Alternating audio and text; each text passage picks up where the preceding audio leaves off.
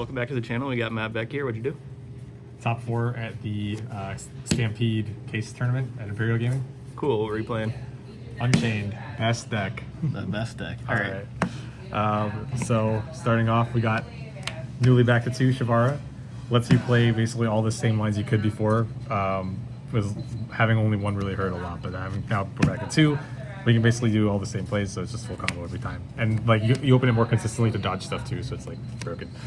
3 Ruha. Best like one of your best extenders. And then for the one of names, the Shyama, the Abominable Unchained Soul, the Sarama Rakea. These are all like pretty staple. Like I've seen some people cutting this card, but I think this card's still very important. It helps going second a lot. Just being able to non-target pop cards is really good. That's it for Unchained names. Then of course we play Fiendsmith because it's a Fiend deck. Huge shout out Johan for letting me borrow all the Fiendsmith stuff because I sold all my Fiendsmith cards. So thanks. But Triple Engraver, Lacrima, Lurie, pretty standard package. And then I played 2 Dark Beckoning Beasts and 1 Great Swarmer. I wanted additional engine pieces, so I figured like a Nightmare Throne package with these would be pretty good, and they were pretty solid. They like worst case they eat hand traps, and like best case it's 1 card full combo, so it's like pretty good. And this is an extra extender that you can get if you open like Throne plus Beckoning Beast, right? They come up a lot? Yes, all those came up like a lot of times. Yeah. Okay. Then 3 Ash. You need to be able to stop Fua. Fua is like the one big problem for this deck now that Dweller is no longer a thing. Fua is your single biggest problem, so you have to like be able to stop that.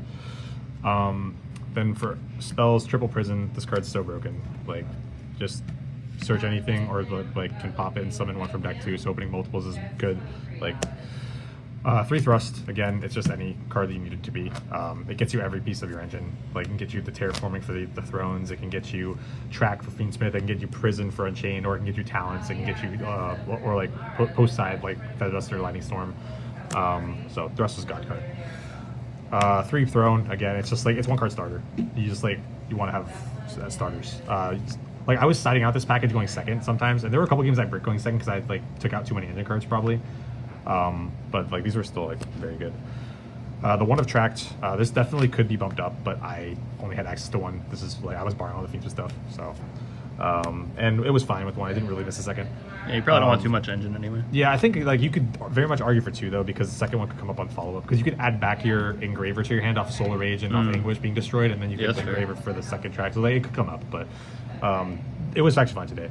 The Terraforming for the Thrones and for Thrust.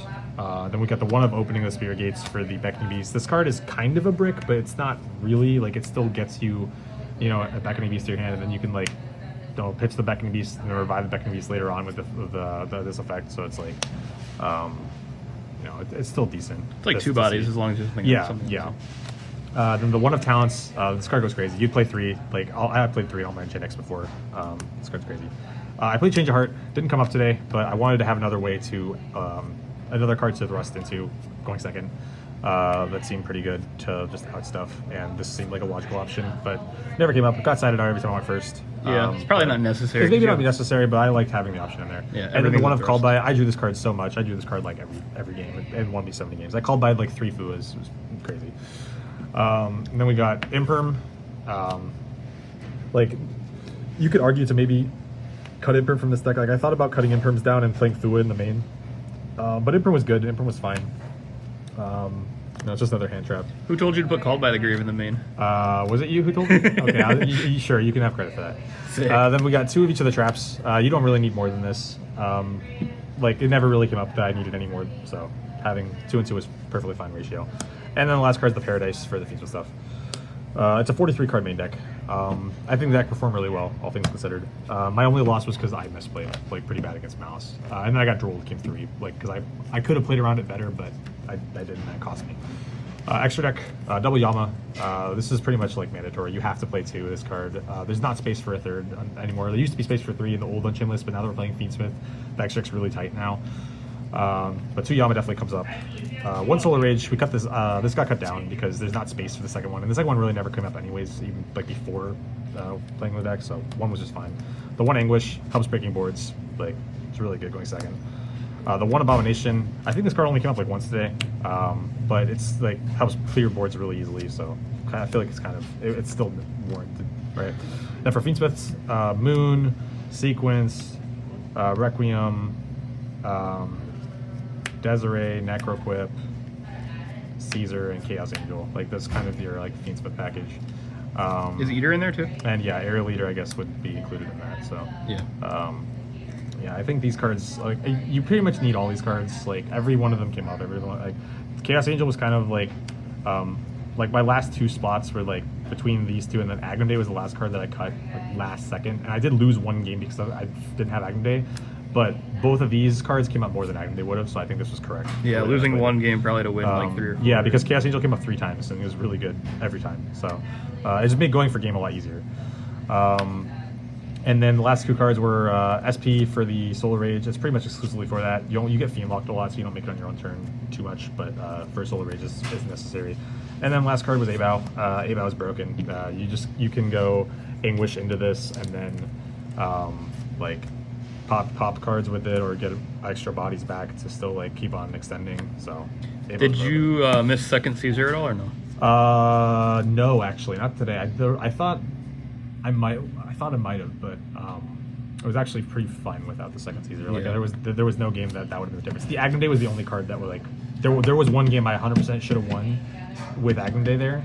I still could have won. I realized after I had a line to still win, but it was like not an easy line. I would have had to go like Aerial Leader to dump another Engraver, to then banish both my Engraver system and back out the Aerial Leader to get an extra body, basically, to actually kill. I didn't see that line at the time, and like I didn't actually like win that game because of that, but it wound up not costing me too much overall. Side deck, we got triple Droll, triple Fua, triple Lancia. I mean, there's not really too much to explain here with this. Like Lancia for Mouse, obviously. Fua could have been main deck for sure, but Fua was still insane on the side. There was one opponent that gave me like 12 cards. It wasn't even, no, it was like 8 cards. But he gave me like 8 cards, and then he tried to give me more cards, so I put cards back, and then I drolled him after that, and so then he just couldn't do anything. And then we got Feather Duster 2 Storm. This is a breaker deck. Like these cards just naturally go really well with this deck. Like you just force out whatever back row with this, and then you just like break the board with your Unchained monsters, and then just pop up. And then the last cards were Thrust Targets. These 2 did not come up today. This came up once, and it got Ash Blossomed, so it was kind of sad. But yeah, I think those choices were all still fine.